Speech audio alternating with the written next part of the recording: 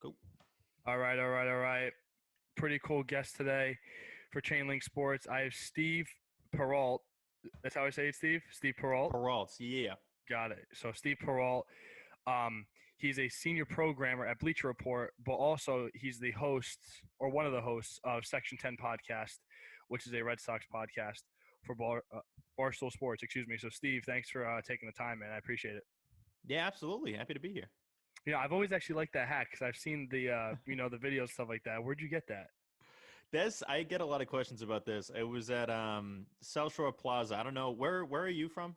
I'm in New Jersey. Okay, so it's basically just like a mall in not too far from Boston, and it's a Lids there, and they customize Nike hats, and like I have a huge head, so a black same. hat brings my head down a little bit size wise, which is nice. And I saw this, and I was like, it was one of the custom hats that they had, and I was like, I need that hat. That's awesome. It's everything I love. Nike in Boston, boom, right there. And Yeah, a lot of people want to have it, but I think you have to go to the store to get it customized. So right. I actually go to school in Worcester, Massachusetts, so I'm sort of getting used to the area of Massachusetts. Where do you go to school? In Becker College. Oh, nice. Okay, half my family went to Holy Cross, so yeah, used to Worcester. Very close. Yeah. So one thing I'm curious about with you is your job at Bleacher Report, because I kind of learned that when I was researching you a little bit. And what is your role there actually consist of? Because I mainly know you through Barstool and the podcast you do there. Yeah, for sure. Yeah, Bleacher Report's my full-time job. I've been working on the app there for almost 5 years now. Earlier on, it was more just kind of curating stuff, making sure everything looked good, getting alerts out, doing a lot of stuff that would bring in money to the company. Now I do a lot more interviews. I run our AMA coverage, our community coverage, which is getting a lot more people involved in the app and kind of making it like the main place you would go to talk about sports. But yeah, the AMA coverage is probably what would be the closest connection to what I do on the podcast. It's really good exposure. I get to interview a lot of different people. Just talked to Sean White last week. Danny Green. I mean, that's what I love is that like every day you can talk to a different athlete from a different sport, and it has nothing to do with what happened on the previous day. So it's a lot of fun, and it definitely pays the bills, and it's a phenomenal place to work. It's my favorite place by far that I've worked at since graduating 7-8 years ago. So yeah, I enjoy it a lot, but Section 10's like my passion. I mean, I'm obsessed with the Red Sox. Yeah. We've been able to build a decent following with the show, and it's unfortunate that the team kind of sucks. But we're doing what we can to make it a fun season. So I'm glad you said that, because I'm going right into that. Like, how are you handling, this season? And I'm used to the suffering because I'm a Mets fan. Red Sox fans, you guys are a little spoiled. You guys win a lot of championships, but then again, it might be harder to see your team, take such a drastic drop. You know what I mean? But, there's a lot going on with you guys now with this season and like no Mookie anymore. I don't want to bring up any sensitive topics, but how are you handling all this? No, Mookie's tough. I mean, I already kind of hate like every time Mookie does something, all of Red Sox Twitter has to be like, oh my God, like we traded, like, okay, we get it. I want to be past like holy crap, we dealt them. But it's just going to be all season. Well, also, like, how do you think Mets fans feel when that guy, Kalenic, hits a home run, and all of a sudden that home run, I see it like 50 times a day, So it's kind of the same thing. Dude, it's all you see, and like it drives me nuts because Mookie was an all-time talent. I think it's pretty easy to say the most talented Red Sox player of my lifetime. Maybe not the most accomplished, but the most talented. And for him to get dealt like that, for them to quote unquote corner themselves with the Sale and Eovaldi contracts, it's tough. It's such a tough pill to swallow because that's never been the Red Sox ever. Like you never have a player. If anything, you try to sign that guy. You try to trade for that guy. Like you're bringing him to Boston, and for a team that's in such a big market as the Red Sox are, it's a very tough one to swallow. But I'm trying to get past it. It's not easy because he's doing something like every night. But it's going to be. This is we're in it for the long haul now. This is the next 13 years of Mookie Betts highlights in a Dodgers uniform. So you just got to settle into it. You got to get ready for it. Yeah, and I think I heard Carabas say something on either Starting Nine or wherever he was talking. He was saying, like, why not, deal that guy Benintendi with Price. You know what I mean? And then use the Price money to sign Mookie or whatever it was. So that was kind of an interesting point, but I'm not really sure. That guy Heim Bloom though, like he kind of has a good track record with the Rays, so maybe he's on to something. Yeah, I don't know if he was ever gonna like. I honestly don't think the Red Sox were ever gonna pay Mookie Betts. I was never under the assumption that they were legitimately committed. Apparently, there was a $300 million offer. Who knows if that really happened? And if it was more just to save face, knowing that they were going to trade him eventually. It's either way. It's going to be a hard one to explain because, like, I am very pro team. Like, I'm a Red Sox fan, and I'm not someone. We don't do a podcast to be like these guys suck. Like, that's not really our thing. Like, we try to get the fan base animated into it. We have fun with it. We come up with stupid nicknames for these guys. I'm pro team, but it's going to be very difficult to explain further down the road why Mookie Betts didn't spend his whole career in Boston. Oh It's yeah, you're gonna like when you try to explain it as a fan, you sound like an idiot. Like it yeah, basically what they've fed us. When we then try to it's like when your buddy tells you a story and then you try to tell your friend about it. It's just not the same thing. Like I'm trying to explain what I've heard, and it just sounds so dumb. It's just yeah. there's no denying that he should have been here his whole life. I absolutely agree, and you're absolutely right. He definitely was a once in a lifetime player. Um, and as a Mets fan, I am used to ownership disappointing you over and over and over You're used to again. pain. Yeah. Oh my God, the pain is unrelenting. But do you believe that there is kind of a Mets-Sox alliance? You know what I mean, in the sense where we all hate the Yankees, and Yankees fans are the worst. You know what I mean? It's like, and the Yankees are always like pretty much consistently good. And whenever we can kind of beat them, it really is like that sweet, like that, like an amazing feeling. Because I'm also a big fan of the Mets podcast that at Barstool, and they kind of always talk about your podcast. I don't know if you guys do the same or not, but do you believe that there's kind of an alliance there? Yeah, no, I know. I assume you're talking about the KFC podcast there Yeah, with Clem. Phenomenal work that I've always loved Kevin.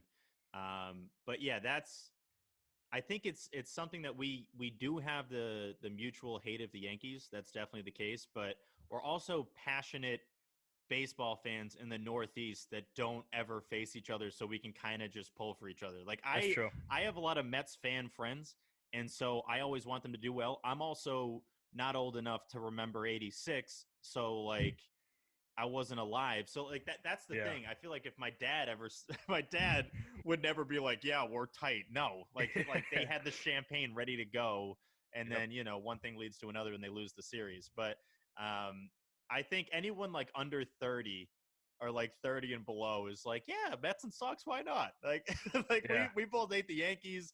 There's a lot of suffering that's happened with both franchises. I know the Red Sox have had a pretty damn good century here.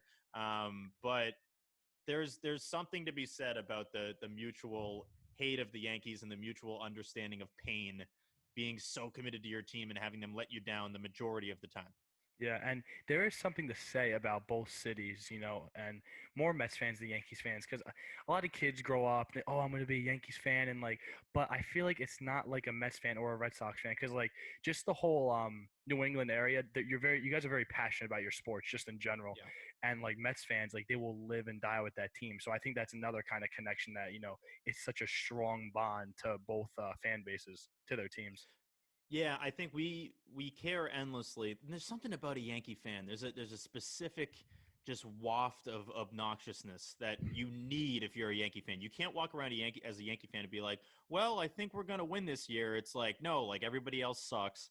And you back these guys that they probably don't even want to back because their rotation is garbage outside of Garrett Cole. It's Oh my terrible. God, yeah, Just like the Red Sox. I mean, the Red Sox and Yankees, I don't think I've ever had worse rotations. If you just plucked one guy out, take Garrett Cole out of the equation, both of these rotations are terrible. I mean, Oh no, Eovaldi's I had think his the Yankees moments. might be like a 500 team without Garrett Cole. It's ridiculous. He's like single-handedly saving them, and obviously Aaron Judge. But Yeah, it's to be a Yankee fan, you need to have this sense of like I'm better than you, and I was born better than you because I was born into being a Yankee fan. And so yeah, I like it that way though, because I remember going to the ALCS in 2004. My dad brought us down. I was a freshman in high school, and coolest thing ever. It was I got to get taken out of school to see Pedro Martinez pitch in Yankee Stadium, yep, and the place was like we were getting sweat. Our Manny Ramirez jerseys on. We're getting sworn at. I'm hearing swears I hadn't even heard at that point at the age of whatever 14, and it was this passion and this hatred that was unmatched, not even close to anything I had ever experienced in my life. And since the new Yankee Stadium has gone up, it's not even close to what it was at the old one. Like Really? it's because that the new one's like a cruise ship. Like it's not. They try to make it somewhat of a replica of the old one, but the old one you were on top of the field. It was Yes. just, and Yeah. there was Yeah. just Yeah. The just like structure of it. the structure of it, and you felt the tradition. Like when you walked into the old Yankee Stadium, you felt like, oh, this is a ballpark that's been around forever. Like the greats have played here. I Yep. walk in the new one, and it's like, they won one title here in the first year, and it's just kind Yeah. of it's like luxurious. It's weird. Yeah, it's actually weird is the best word to describe it because I remember the first time I went there, I was with my buddy and I just kind of like peered my, I was looking out the window and I was like, oh, like, whatever. I thought it was an office building because like there were just Yeah. windows and it was so plain. You know what I mean? Like you obviously Fenway, is very special. I've been there once and it was awesome and Citi Field, but you can normally tell when you're at a baseball field. I feel like there is kind Mm. of like, oh shit, that's Yankee Stadium. You know what I mean? So you Yeah. kind of have to like, It look does twice. kind of pop out of nowhere. It's especially being in the middle of the Bronx, you can't miss it. Bronx, obviously not the best area, but Yeah. I like City Field a lot. City Field, I think, did a good job of kind of meshing tradition with a more modern feel of a ballpark. You go in there and it feels like a ballpark. Like you get the feels that you would get at a normal game, especially with a fan base that is insanely passionate about their team. So. City Field to me is way better than Yankee Stadium, and I had to be Yeah. honest about it because I like the old Yankee Stadium. I thought it felt authentic. It felt like it was a real place that you might see some history go down. And I go to the new one, and people are like ordering sushi. I'm like, this, what is this? This is this is ridiculous. Right, right. So, last question I have for you, and trying to give me an obvious answer here because I want to know what your favorite memory as a Red Sox fan is, and try to exclude that '04 championship because obviously you know that, and you could even say like why that was so special, but maybe excluding '04. What has been your favorite memory watching the Red Sox? It's got to be Game Two of the 2013 ALCS. I remember I was working at Nesson at the time, and to get a day off when there was a Red Sox game was impossible. And I somehow got Game Two off, and I was like, I told my buddy Mike, who I was living with, I was like, dude, we got to go. We have to go to this game. Like, I don't know why. My gut is telling me something's happening tonight. And the Sox, it was a magical season. Obviously, the Boston Strong thing, they go on to win Yeah. the World Series, but the Tigers were the better team in the ALCS. Anibal Sanchez Oh yeah. almost threw a no hitter in game one, and then you had Scherzer on the bump in game two. And I was like, all right, we got to go to this. We get tickets. He was very reluctant. He didn't want to, but he's like, all right, fine, let's do it because playoff tickets are not cheap. Yeah. And so we end up getting standing room. We're like behind the grandstands behind the plate. And just a miserable game for the first 6 innings. They're getting no hit again. I'm like, this is terrible. Like this season, they're going to get swept by the Tigers. This is absolutely a joke. And then everyone knows the situation. The bases are loaded. Bottom of the seventh, 2 outs. Sox are down by 4. David Ortiz comes up in the first pitch. He hits a grand slam. I've never heard Fenway Park. I even want to say anywhere near that loud. Like it was. Yeah. It was. I can still feel it. Like just trying to go back in that like situation. Like random people are hugging each other. We're all high five. Like it was just Yeah. like Yeah. everyone was one in that moment. And it just made too much sense that Poppy would hit a grand slam there. Like it almost like Absolutely. it's like, oh, okay, they're down by 4, and it would be too perfect for him to hit a grand slam. And then sure Yeah. enough, he takes Benoit deep. And yeah, that moment is all time. But they still had to score to win. I feel like people always just assume that and I know like in the calls like, oh, tie game, but like if they lost that game, that would have sucked. That would Oh have been no. brutal if he hits the grand slam and they still going to lose. But they end up winning that. Napoli hit a solo shot in Game 3 to beat Verlander 1-0. And the Red Sox held on. They were outplayed by the Tigers the entire series. It was just like 3 home runs. A Victorino grand slam in Game 6 was the difference. Oh yeah. Combined with Poppy and Napoli. So I would say that was my favorite experience as a Sox fan. And it was just a cool time to be a fan too. I was 23, living in the city, and we didn't have Section 10. That was a couple years before Section 10. When did you guys But like start you that? could 2015. Okay. So Jared and Pete Blackburn started that, and then I joined afterwards as the producer. Like I'd say 10, 11 episodes in, Right. and so now we're on episode 340, Wow. which is just absolutely insane to think we've done that many episodes since. Um, but yeah, it's been a hell of a ride, and I wouldn't trade it for anything. It's been a ton of fun. Yeah, and I actually remember watching that series with the Red Sox and Tigers because I like that Red Sox team because like they're all like growing out the beards and like they just seem to have this like chemistry like and they were like a train going through the the postseason, like nobody was gonna stop them, and that was a very good series. And I remember the Poppy home run and then the Victorino home run. Those were all like really insane moments.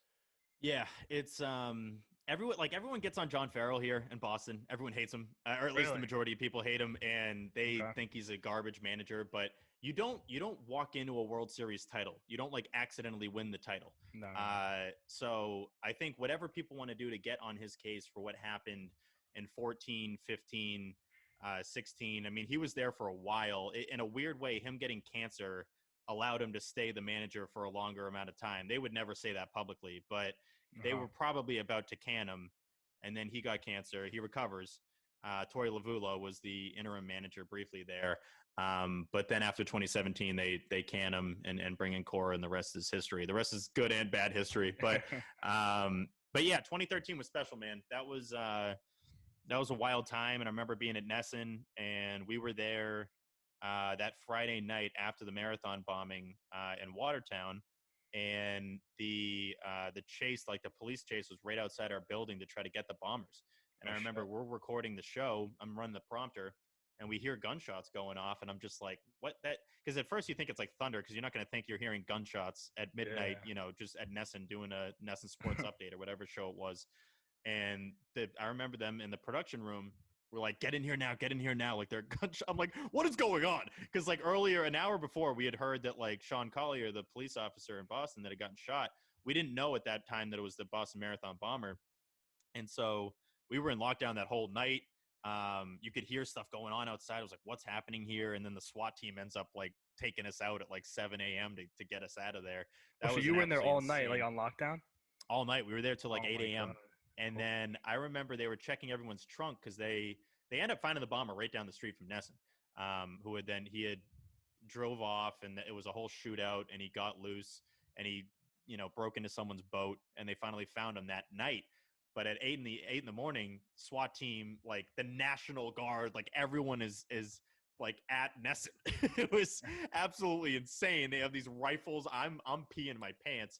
And I Yeah. remember my trunk of my car wouldn't open, and I'm like, they're checking all the trunks. They're gonna think I have this kid in the back Oh of my Jesus. car, Yeah. and so it was taking too long. So they just let people start going, and I was like, oh, thank goodness. But dude, that was a crazy time. The city was on lockdown, and then they finally got him. But that season just meant more. It mattered. It mattered more to everybody that they won it that year. Like I would Oh, trade that one absolutely. for a couple in a different scenario because it just mattered so much for Boston. Right. Well, thank you for your time. I really appreciate it. It's all the questions I got. I will support the Red Sox until we meet in the World Series again one day, and then maybe we'll have to renegotiate. But nevertheless, thank you, Steve. I appreciate it. Yeah, absolutely. This has been great. So, I mean, you got DeGrom, you have a decent enough club, but we're both looking pretty bad this year. Yeah. We're both looking pretty bad. Maybe later down the road, Mets, Red Sox, it'll be meant to be. Yep. I've thought in the past there's been a couple chances, but there haven't been a lot of real shots at it. So hopefully we Yeah. get it. Real quick though, I can't stand it when people say that Garrett Cole is better than Jacob DeGrom, or when people say like DeGrom is looking like Garrett Cole or something like that. Like Yeah, there's it's Garrett Cole is looking like Jacob DeGrom. It's the other way around. You know what I mean? This it's guy's the other back way to back around. Saya. It's unbelievable. It's because Cole's a bigger dude. Like I Yeah, get it. and It's more the dynamic. he made DeGrom more is money just a too. Exactly, and DeGrom can blend in a crowd. I feel like Garrett Cole has more of a presence. DeGrom is a wizard on the mound, and he throws. He is classic sneaky heat. Like he hits 99, as Eckersley would say, just to stay in shape. And it's like it has ridiculous movement on it. I was stunned the Red Sox squeezed in 2 runs on Yeah, him. That was absolutely ridiculous. So yeah, hopefully we meet down the road in the World Series, and until then, we'll just keep supporting each other. absolutely. Thanks, Steve. I mean, take care. Signing off.